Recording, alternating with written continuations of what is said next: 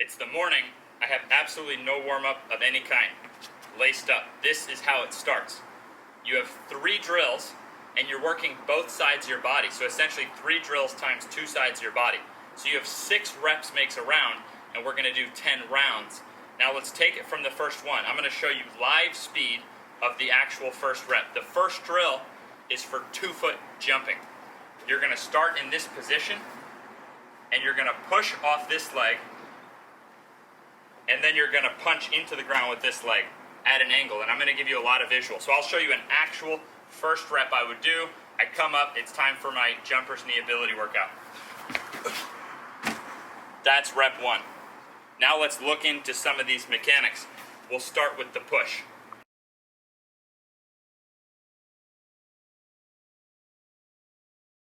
So you saw the push with the left leg. That's the easy part. Now actually what happens here is the harder you push, the stronger your tibialis has to be on this leg. So let's look at the force that comes into this leg.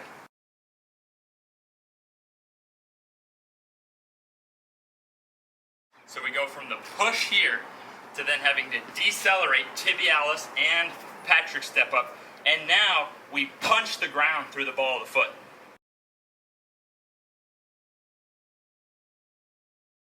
Last teaching point, you push, decelerate, and punch. You're going to punch at an angle, because if you just stop right there, then you're not going to have enough time for this leg to bend. You're not going to be able to get your fullest force. So when you watch the top jumpers in the world, you'll see they don't just go here, and that's a big mistake of guys who don't jump that high. You have to let this leg really get that knee bend, and that is why you're going to jump at a slight angle. So let's take a look at that.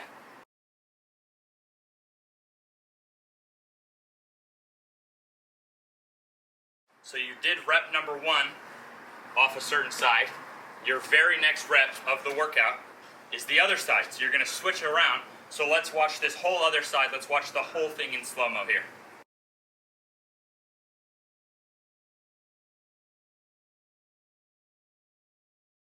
So we did a 2-foot jump on each side. Now we're going to do a 1-foot jump on each side. And we're specifically going to do that 1-foot jump with running arms and through the ball of the foot. Let's take a look.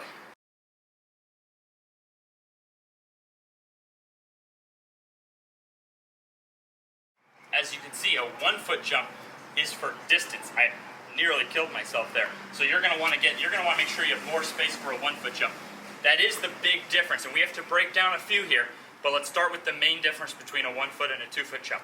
A 2-foot jump allows you to go pretty high, just straight up and vertical, whereas a 1-foot jump, not nearly as high. So why, with a running start, can people get just as high off 1 foot? It's because of the speed. You're using speed, so you're not slowing down as much like a 2-foot jump.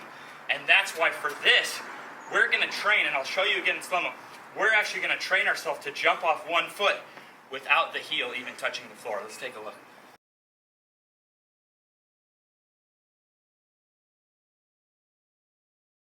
So when you go off the ball of your foot first, that does a couple things. For one, heel, toe takes longer than just toe. For another, it puts more on the Achilles tendon, which is the thickest tendon in your body. So even if you think you can't get up as high right now, I want you to look up Nick Briz and other top 1-foot jumpers on the planet, and you'll see something very interesting they do that almost no one else does. They go ball of the foot first, not heel toe. It's absolutely fascinating. And what's really cool is that the better you get off the ball of your foot, you'll be even stronger when you go heel toe. So when you do want to power jump off the left leg, you'll still have even more power. This is actually when someone has plateaued on a normal 1-foot jump, I get them jumping off the ball of the foot, and when they go back to heel toe, now they get even higher. So recognize what the best in the world do, then copy that. And you can also see this take place in sports like long jump. So what we're doing here is we're keeping those running arms. We're not using double arms. We're keeping the running arms, and we're working on actually being able to jump through the ball of the foot first. So you did your left leg, now you do your right leg.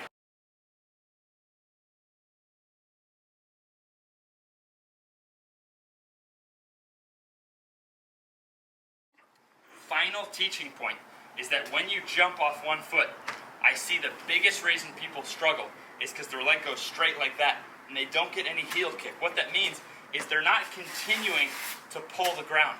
So I want you to watch when I do it, when I execute a good jump, my leg kicks in the air. Let's take a look.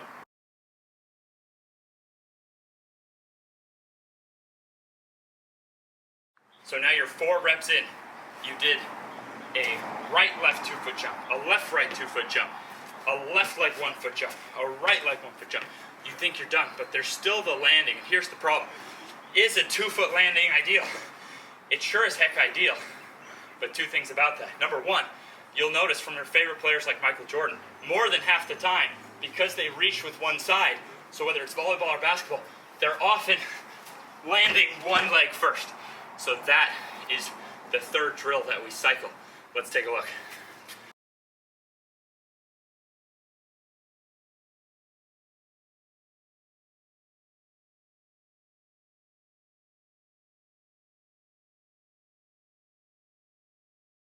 So you're simply jumping into the air as high as you can off 2 feet and trying to land and bounce back up with 1 foot. Now, even if all you did was start with this,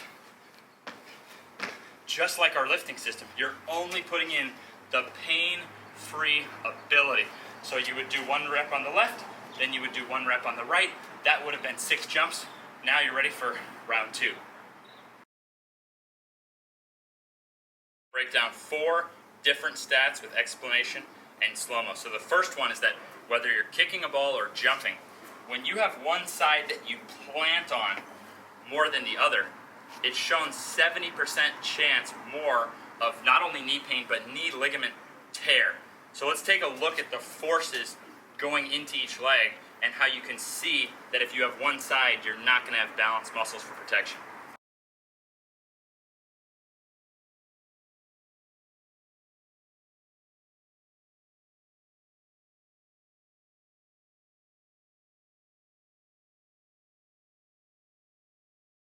Stat 2 is that when they tested long jumpers and they had one group work not just on the traditional way of doing your long jump, but also working the other side, guess what happened at the end of the study? The group that worked both sides had a 70% increase of long jump gain compared to the group that only worked one side. Again, how far can you go like this?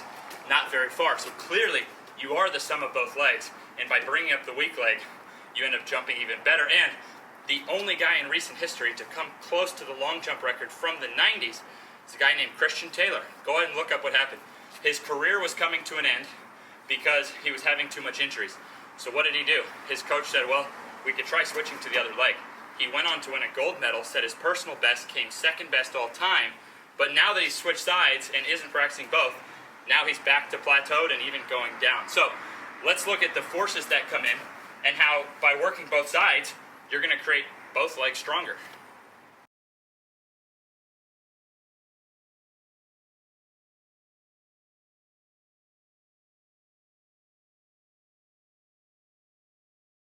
Stat 3 is that landing ability itself is shown to be a really good indicator of potential knee injury. So let's take a look in slow motion at the forces of landing and how that relates to the knee.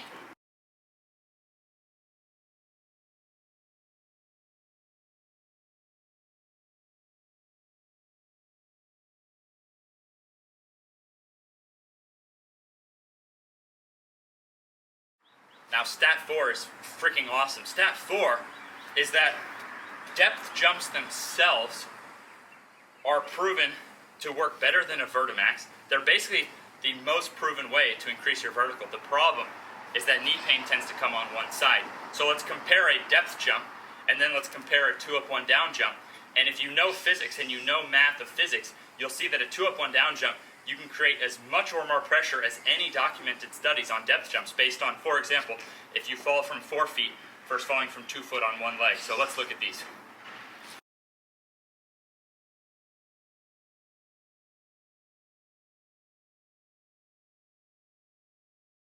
So the depth jump is awesome, but any imbalance between sides is going to further worsen the imbalance because whichever side is stronger will take more of the load.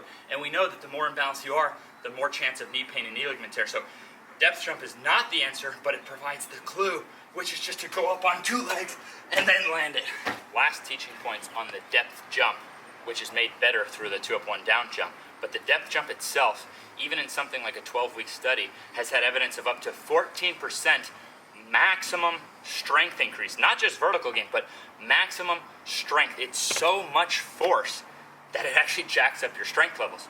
So what's interesting is that if you just try to go an approach of, oh, let me get super strong pound for pound only through strength training, that's cool, but you're so likely to gain a lot of muscle, and it won't be as chiseled, and it won't be as strong pound for pound as the guy who is just naturally a genetic freak. I trained a guy who walked into ATG with a 42-inch vertical. I've had to work for 10 years to get to a 42-inch vertical. His pound for pound strength was already better than mine. So if I only try to match him through weights, I'm going to end up weighing 40, 50 pounds more than the guy, and I'll never jump as high as him. So this is the really interesting last teaching point I want you to think about. Maybe the 2 up, 1 down jump is the best way to reach your actual genetic jumping potential, because with weights, while an awesome tool in the toolbox, will cause more actual muscle growth, whereas this, yeah, you'll get chiseled, but you're not going to grow as much, and you're going to still get the maximum strength increase. So very interesting to think about that with the 2 up, 1 down, you not only can jack up max strength, you can do so while balancing your knees, while bulletproofing your knees scientifically. Interesting stuff to think about. Your part is to start by doing this just 1 day per week. And as I showed you for my very first rep. Simply push to the amount that you can pain-free land and punch. Then do your other side. You go as light as you need to. Even walking through these motions, theoretically, you're still putting in the forces that are gradually going to lead you to making it physiologically impossible to get jumper's knee. Now that's just my word for it. I can't tell you that medically, but you're seeing here the forces, and any good professor of physics could understand you actually can make it so you can't get jumper's knee. So only 1 day per week at first.